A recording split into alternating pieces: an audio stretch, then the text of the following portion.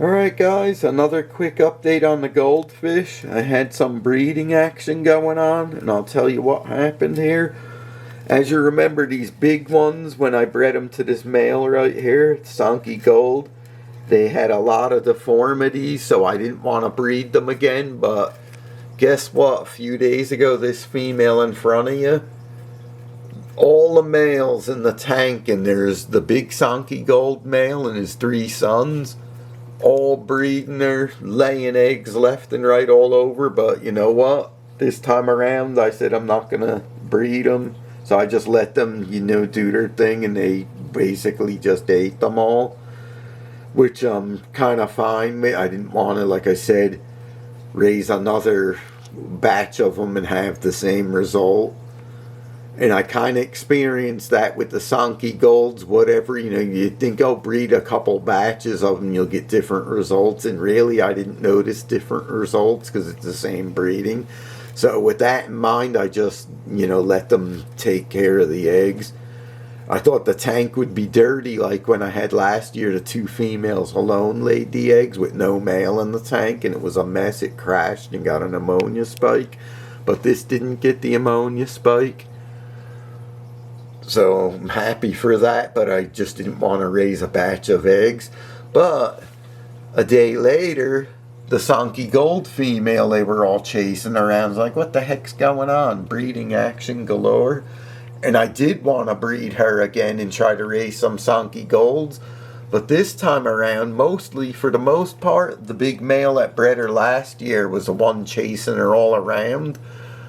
But as she would let the eggs fly out like they do, like I put a mop in there to try to catch some of them, all 3 of the smaller males were in the eggs, not eating them, like hitting up against the female. So who knows, any one of the Shubunkin Gold males could have fertilized them. I don't know. Let me take you to the mop I kept. I gotta turn a light on. I don't think you're gonna see it. Hold on a second. I have no tanks, but I have these big tote things, the plastic ones. And as you can see, there's a mop in there. Let me bump up the ISO so you could see. That good? Yeah, that's good. And filters didn't fit on the top, so I rigged one glued with the goop glue on the back of 2 little dabs, one of the aquarium magnets that I'm not even using, and I put one on this side to hold it in place, and boy, that thing ain't moving. And the funniest thing, this filter's meant for outside the tank. I put it in the water because if you took the bottom cap plastic off of where the motor is on the bottom, it's sealed anyway, just like one that would go in the water. So it's working. There's no electric. I checked it. It's sealed. So that's running. But who knows for sure on these eggs. I kind of think a lot of them are infertile. They look white, but I thought that last time, and then I had fry hatch out. So I don't know. I'll look at them again. They're 2 days old.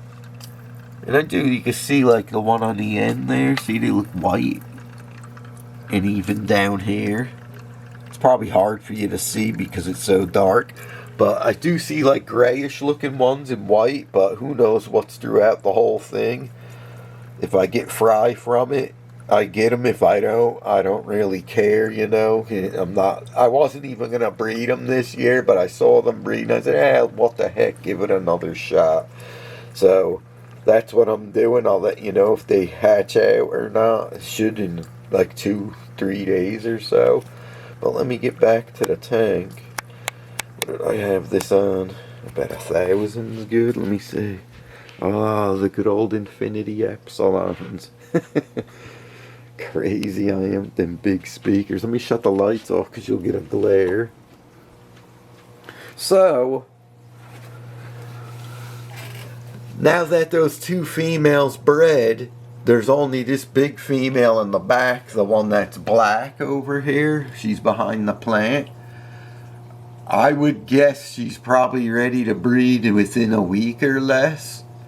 Because I remember last year the two big females were within about a week of each other, so you would think it's going to be similar. So that's, out of the three females, two of them laid eggs already, so I'm obviously waiting. This one right here should be next. And like I said, I don't think I'll keep any of the eggs. I'm not going nuts like I did last year. I had like thousands of them. And like I said, with the deformities, I don't even want to go that way. So here's my plan. Obviously the Shubunkin Gold's bred again. Don't know to which males. There's 4 of them in there. But more than likely the same male, but who the heck knows, potluck. And I'm thinking these 2 that I kept from the the 2 big females rather, they're half Shubunkin Gold. I might be able to breed them back to either one now, and I'm hoping it'll make better results. I'll breed them back to the Shubunkin Golds if I could when they're bigger. Or, I don't know if I'm even keeping these 2 big females. I actually have them up for sale on a site. If someone's interested, I'll sell them. They're nice. I don't think you'll find ones that big available at this size. I never could, and I got lucky when I got them. But if I do not sell them, I'll use probably the 2 little ones that they produced and breed them back, because now they're only half Shubunkin Gold. Maybe that'll give me less deformities. Who the heck knows? But I'll give it a try just to see what happens. But that's kind of the plan. And I'll put some of them out in the pond. That's what I was actually thinking. If these Shubunkin Golds that were on that mop hatch out, I'm going to try to obviously grow them in that tote, that they're in the plastic tote. But I would really like to get them out in the pond so they really grow. Because last year when I put some out in the pond, and I was kind of stupid and left like some of the bigger fish in with them. Actually, I did. And I thought they wouldn't bother them because they were like an inch long, but obviously they probably did. So I want to put some of them out there, if not all of them. But the problem is, you got to watch they don't get sucked into all the filters and stuff. So I'm going to have to do something and cover them, like the intakes, with some kind of mesh or something. Real fine, and maybe run it slow, maybe not even run the falls, I don't know.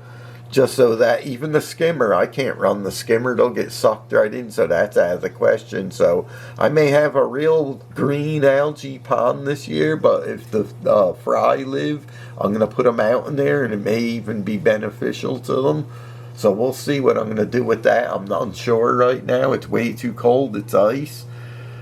You know, they're just born now, so maybe in 2 months from now I can put them in. I don't know. We'll have to wait and see. But I wanted to share with you guys. They're all breeding again, and I didn't even do anything to encourage breeding. It's just a natural light that shines in the room that must, they could tell it's like spring maybe, who knows.